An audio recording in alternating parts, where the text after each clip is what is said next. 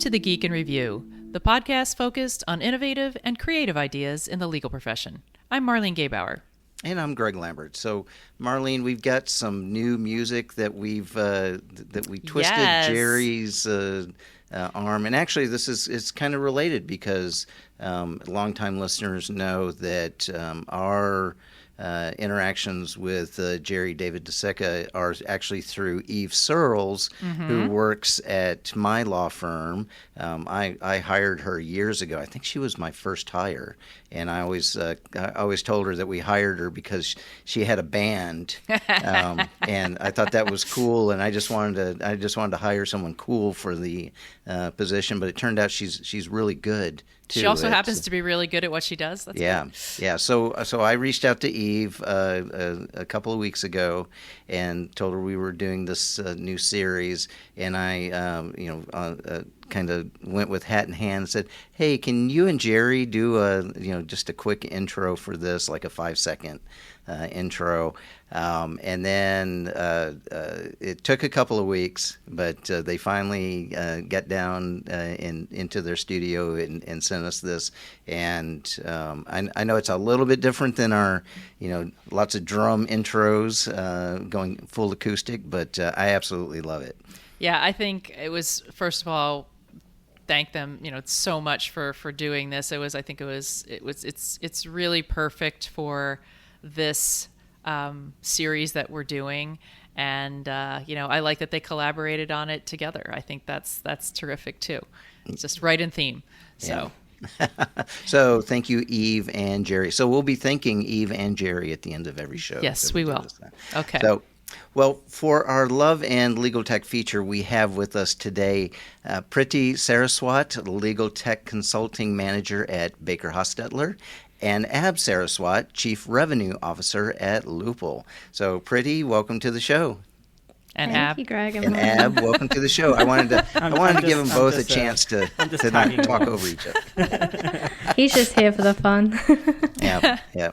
And for those that are watching on video, Priti and I had a conversation about the lovely pink Yeti microphone. I thought that was so cool. I'm like, nice. It's like she's wearing pink too. It's like it coordinates. I think that's terrific. Did it just for you guys? Yeah. Thank you.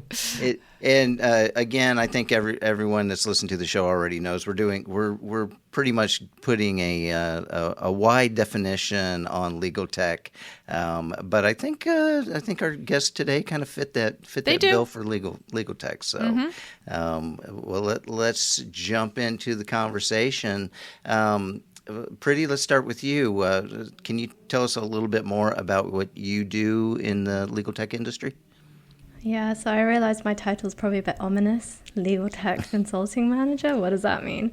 So I work at Baker Hostetler, the national law firm, and we have, I guess, what most people refer to as an alternative legal service provider, or an ALSP. And within that team, it's called IncuBaker.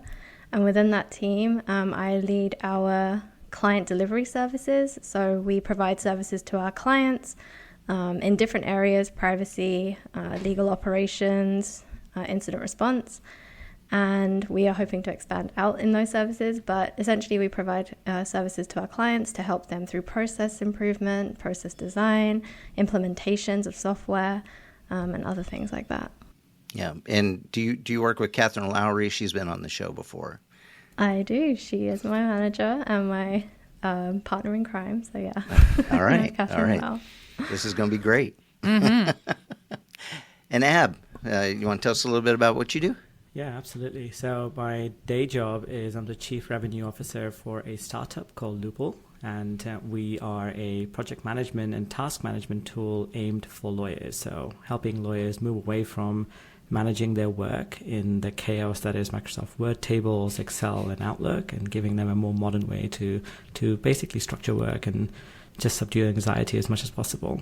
And separate to that, my side job, which is also legal tech related, is I'm the founder of Fringe Legal, which is a newsletter and podcast where I interview founders and I guess innovators and so on. So both number of people from Baker have been on before, as well as a few others that you guys might know. We let the competition in. Now you see, I was gonna That's say, flattering to me if you think I am competition, but I'll take it. See, that's so funny. I was gonna say it's like we always welcome a fellow podcaster. Yeah, Marlene is much more on the sunny side. Nicer. Sure. Sure. Ab, before we jump in, I wanted to ask you a little bit. What does a chief revenue officer do? I've seen that title before. Yeah. So it depends, but at Lupl, my role is focused on managing our go-to-market motion, so sales, our marketing, so how Lupl is perceived in the world, and then the customer success part, so adoption and everything else. But generally speaking, it's just making sure that you have a go-to-market motion, so people are buying whatever you're selling, and then making sure they're using it after the fact as well, and you're getting good retention and adoption. Thanks. Okay, so this is the most fun question, I think, of the whole podcast, so I'm glad I get to ask it. How did the two of you meet? And Priti, I'll start with you. Oh gosh, so I will say Ab's probably the better one at storytelling. So I may just punt this one to him so he can make it a bit more creative than I can do justice. I'll tell the nicer version of this story. When we meet for drinks in real life one time, I'll tell you guys the real story. But yes. we met at law school. So both Priti and I, if you can detect it from our accent, are from the UK, though we live in the US now. And we both trained to be barristers in the UK. As part of that, we had to do a bunch of extracurriculars, which everyone has to do as a student. The one that we both chose was this program where you go into prisons and teach prisoners how to debate, to give them different skills and so on. And we met as part of that, as part of the training for that, at a debate club. So my joke is, we met debating and arguing with each other, and it has carried on since then. I don't think from memory we debated, and if we did, I think I may have won, but that could just be my fuzzy memory. We did debate together. I remember it very well. And we were in a group though, so we didn't one-on-one debate, but we were on opposing teams. And for the life of me, I can't remember, but I'm pretty sure it was our team that won. And we met there, and then just started hanging out, and then one thing led to another, and then many years later we were married. But to my credit, I realized the potential in finding someone so amazing and pretty, and I proposed to her, I think, within the first year. So like the saying, if you find the right thing, just go and have it. Can we ask about the proposal? Yeah. It's my favorite story. Story. Good. So it was very well planned and predicated on all things predictable, like the weather in the UK. So I wanted to have a romantic proposal. So where we met is the Inns of Court in the UK, and they have these beautiful gardens, these sort of super old historic buildings. And I had gotten access to these gardens over the weekend. I say access, it makes it sound grander. They unlocked them for me, but I'll take it. I had to wait until it snowed, and I had gone and sort of written the message in the snow to ask her to marry me. And then I lured her in under sort of false pretense that, hey, I need to do a photo shoot for this thing I'm working on. Can you just be and sort of hold some items for me so I can take photographs? And that's how it went down. I had my brother actually hiding in the bushes, taking photos of all of these things. So we had a record, and I was like, I really hope this goes well. And thankfully it did. Yeah. That's a great story, really. We still have the pictures to this day, actually. So we'll share them with you one day. Was it a complete surprise, or did you kind of know what was happening? Well, he told me to turn around and hold something, so I actually had my back to him while he already had knelt down next to this heart that he'd done. So it was actually a surprise because I genuinely thought it was a photo shoot, and at the time I was doing a lot of photography work, so it did not seem weird to me at all, but it was a nice surprise. And I actually didn't see my brother-in-law hiding behind a tree until about 30 minutes into the proposal. So he did a good job of hiding. So how long have the two of you been married? 9 years this year. All right. Yeah. So have you guys worked together, or how is it, what's kind of been some of the best things about at least working in the same profession? Ab, you want to take that one? I don't think we had plans to work together, honestly. And had you asked me this 8 years ago, I would have said, I really don't want to work together with my spouse. But when we moved so I used to work at another legal tech company called Litera, which I'm sure many of your listeners know. I was at a startup that was acquisition number 1 for that company. And that was what drove and moved both Priti and I from the UK to the US, initially to New York. And when we were in Litera, I obviously worked through as part of the acquisition, and then Priti got a job there. I say got a job there. Myself and a few others really had to twist her arm to come and work for us, to be honest. But she worked there, and we worked at Litera together for, I think, Priti 3 years. 3 years, like that. Yeah, and thankfully we did very different roles. And I remember to this day, when I obviously referred Priti into the company, I had a call from our head of HR, and she said, Ab, just so you know, I need to make sure that you understand that she can't report to you. I was like, I would not want that anyway.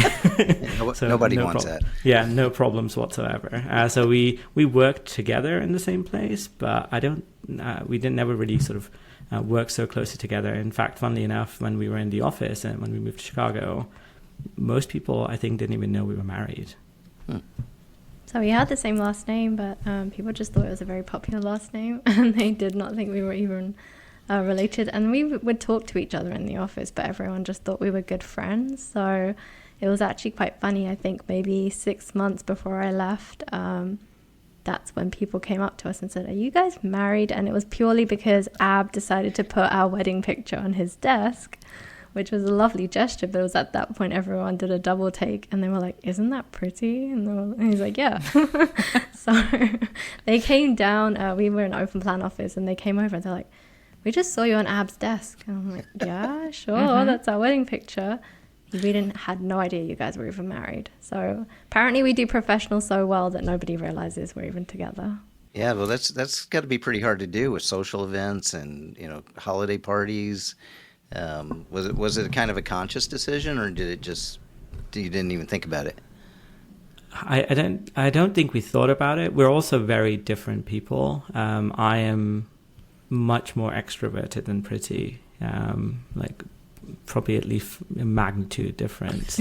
And that just means that, we end up having different goals and priorities when we go out for social events or just hanging out and what we're doing. So I think it wasn't a conscious thing. It just worked out that way. It just worked out that we weren't together all the time. And at that point, I was traveling a lot as well. So actually, there was a lot of time where we weren't physically together at many of these events and so on. It wasn't until, actually, I think last year, you and I went to ILTACon together for the first time ever. And that was an interesting... I did joke to a lot of people, so many of whom you're listening, that was a joke where I told people like, oh, you guys are married? It's like, yeah, we got married here today. So I like to have it's funny because in one of our other recordings in this series, they talk a little bit about business presentation and then sort of private presentation. And it sounds like from this story that you really had the business presentation down pat to the point that nobody even knew. Our original guests, Cassie and Adam, were saying everybody else seemed to know before they did. So it's kind of opposite that way. That's interesting. Yeah. I was listening to that Cassie episode, and and Alex, I think Alex, I'm sorry. Alex. They were also, it seems like, their love and romance was blossoming as they were working together. We had that part down. We were already married at that point. So I think that's probably a big difference for us as well. Yeah, you didn't waste any time. You just got right exactly. Yeah. We left it all in the UK. There you go. So, we're talking about like we were talking about the best things being, in the profession together. So, flipping the question, what are the most challenging things about working together as you have, but then also sort of being in the same industry?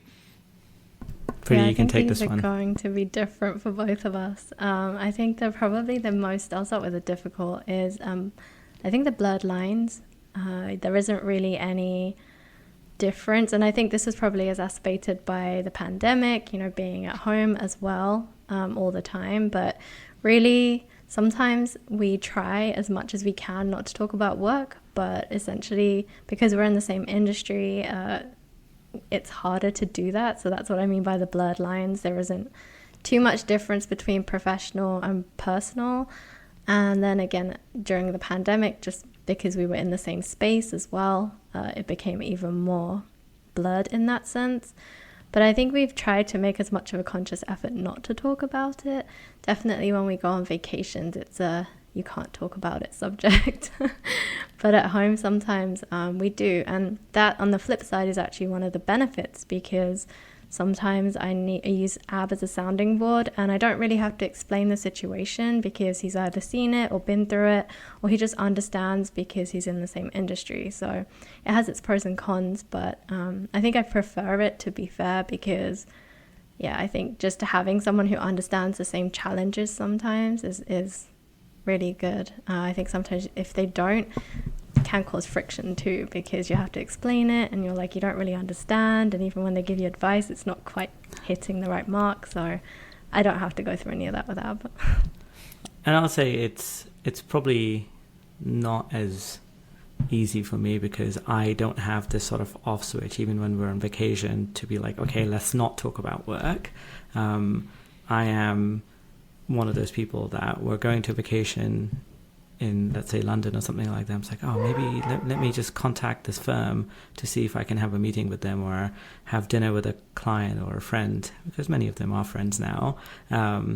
So that is much harder for me. I think I internally compartmentalize that rather than sort of within my actions. And I think probably Priti feels a lot more of this. I'm also a techie, much more of a techie, I think, than she is. She can correct me.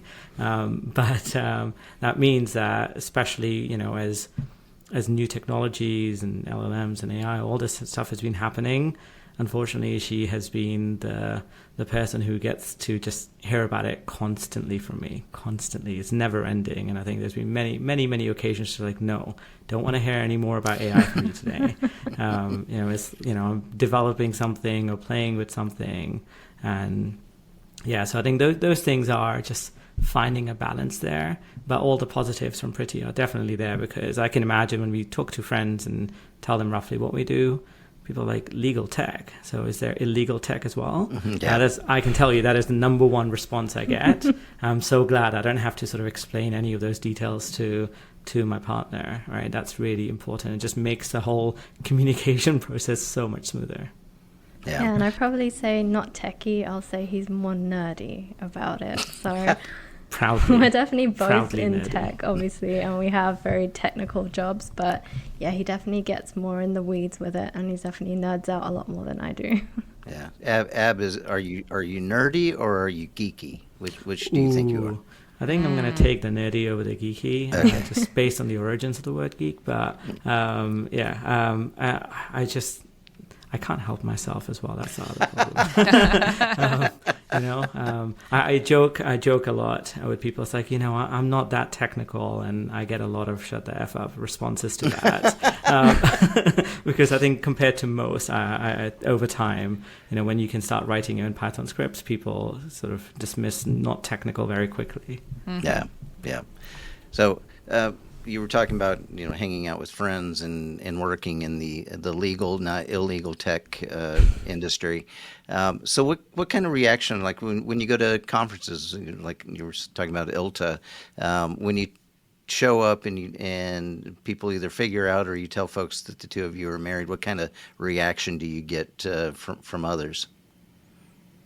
I think it varies. I think there's obviously some that know us and have known us for a while, and when they do get to see us together, it's good. I will say that because I've been in legal tech, quote unquote, for a bit longer than Priti has. Initially, when we were being introduced, it was, this is Priti App's wife, and now I'm very glad it's now. I was at Legal Week recently, and many people had introduced me. It's like, this is Priti's husband.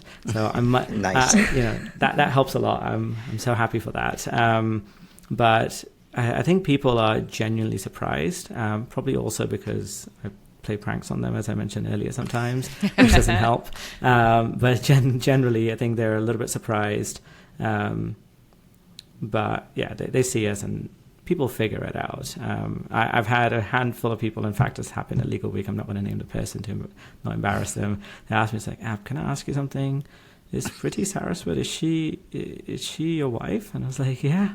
It's like, wow, did you guys recently get married? I'm like, no, nearly a decade.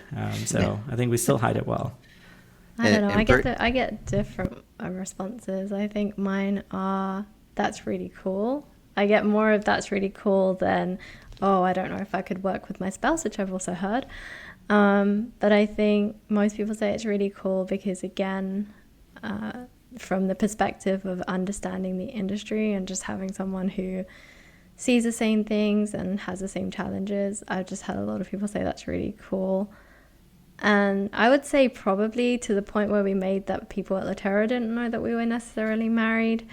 I feel like a lot more people in the industry now, or at least, just people I speak to, kind of make the connection. So I guess that's a testament to us that they know us separately but can also put that together. So that's what I've also experienced more recently.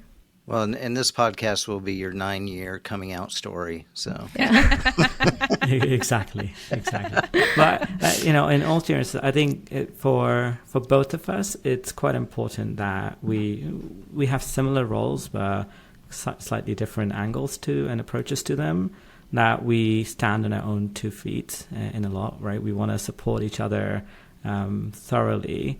But I wouldn't want to be only known as Priti's husband, and vice versa. I wouldn't want her to be just known because of me, because I think we both work really hard and we do other, we have challenging roles, and that trying to bring about a lot of different impact into our own respective firms and organizations. So I think that's really important as well. And legal is so small compared to most places that it's easy for that line to get crossed into. Okay, so second most fun question of the podcast. If how do you handle situations where you may not agree on how to handle a situation that you both face? And professionally, you mean, in work? Yes. Or? Yes. Okay, good. Thank God. Unless you want to go further, that's fine. Yeah, exactly. It's turned into a therapy session now. So I don't think we've had issues, Priti, where we've had to professionally agree or disagree about something, which probably is fortunate. I'd like to think we would handle it well, but I don't think we've had that. We've had to put it to the test so far. Right, Priti? I think there's been a few discussions. I will say, Ab kind of hit the nail on the head earlier. We're very different, which means we generally, what I've noticed is we do have 2 different opinions about it, but I think maybe it's our debating background, who knows? Maybe we've just learned to figure out how to deal with conflicts, but I think more often than not, I will share my opinion and I'll say this is kind of where I stand. He'll kind of share his opinion. I think in the middle we'll have some similarities, we both agree on certain areas. But ultimately, we kind of just sometimes agree to disagree because we're just coming at it from a different perspective. and we'll kind of end the conversation there, or we will just kind of end it at, yeah, I see what you're saying, and sometimes he'll convince me to think the other way and vice versa. So we do always end up at a conclusion, but yeah, to his point, we don't really fight about it. So probably a boring answer. No. It sounds like communication and discussion is very important, and that's another theme that we are hearing across the board. Yeah, and it kind of leads into the next question, which is, and Ab, you highlighted earlier, you're pretty much an extrovert, and Priti, I think you agreed that you're more on the introvert side. So when you're out, either back at home or you're out maybe together, how do you balance that? How do you know when? Do you have a signal that you give when you say, I've had enough, like, let's get out of here, let's not continue this? How do you kind of handle that work-life balance? Yeah, I think it's really funny because I hadn't seen Priti in that many sort of social occasions for work until recently, right? As the world started opening up post-COVID and so on, and we ended up in a lot more events. And I think she, even though she's a bit more introverted, I was surprised how good she is outside, sort of networking and just mingling with the crowd. And when we go to something together, we normally have a discussion beforehand that, okay, let's stay until X point, and then we'll see, right? So we normally set this is the agreed upon limit, unless we're both having so much fun, and then we can decide, and that just helps a lot and usually it's not so much that it's an extrovert introvert thing. It's it's the end of a long day often, and it's like, okay, how long do we want to be outside? Right? This is already a 14-hour day now. How much more energy do we have to give? So that helps tremendously. Sometimes we have signals. I'm not gonna give away our secret signals here. Yeah. But sometimes we have signals too. But generally speaking, it's a discussion ahead of time. Or we'll go up to each other and we'll say, I think I'm going to leave. So, for example, again, as Ab said, we haven't been in too many social situations, but Ilticom is probably a really good example. And we kind of went there separately. So sometimes we do things separately. So I think there was one evening, I know Ab went up before me. And so I just stayed and I had more conversations. So sometimes we will just decide to kind of do our own thing as well, because we realize we're representing different companies, we're coming at it from a different angle, and we're networking in different ways. So sometimes we will just kind of divide and conquer, if you will, right, and go our separate ways. And then, as I've said, other times, usually it's one of us will go up to the other one and say, I've kind of had enough. Where are you at this point? Do you want to leave? And if we do, then we will. Otherwise, one of us will say, I think I'm going to stay on. But if we're going to a place where it's not like Ilticon, you can't just have a room to go to, then yeah, we probably will make a judgment call at that point. We talk a lot. So, kind of shifting back to the business angle. So what are the interesting things that the two of you are both working on now? And Ab, I'll start with you. Yeah. So most of my time, energy spent on Lupl. So just building that out where, as I mentioned, we're a startup. We've been commercial for about 2 years. So we're very much sort of hitting the ground running. So we've been busy just trying to make people aware of what we do and trying to just get the value prop in front of people as much as possible. So at some point, I think, Marlene, you and I have spoken before, for sure, last year. But yeah, and that's a big part of my focus.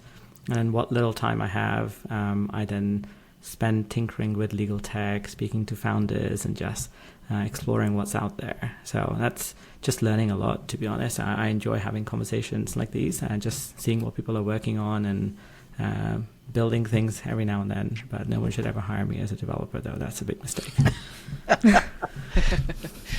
And Priti, what are you working on?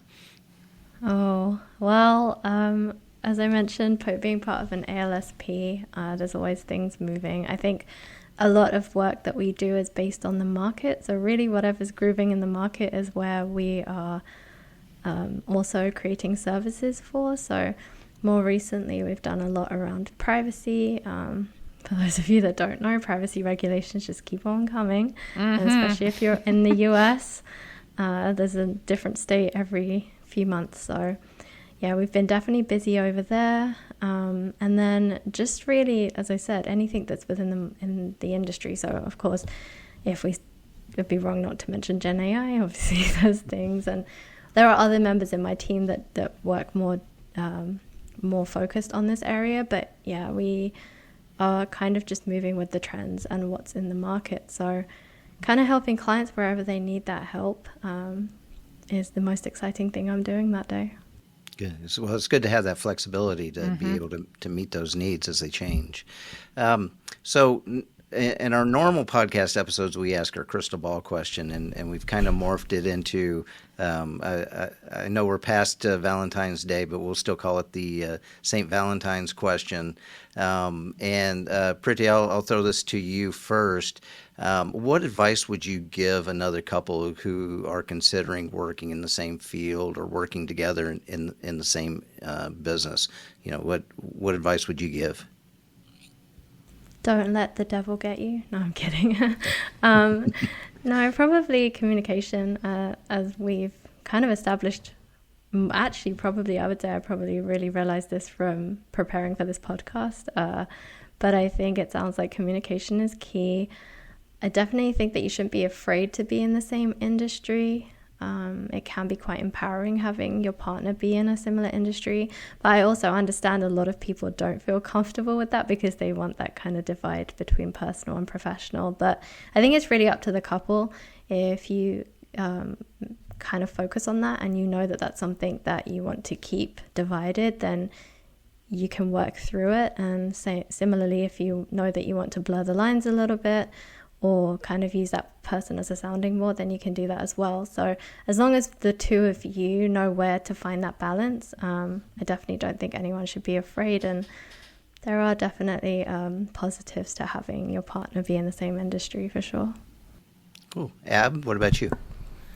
Yeah, I think for me, I like the maxim, strong opinions loosely held. And I think that's probably no more important than in personal relationships, especially if you're going to be working with that person and spending a lot of time with that individual as well.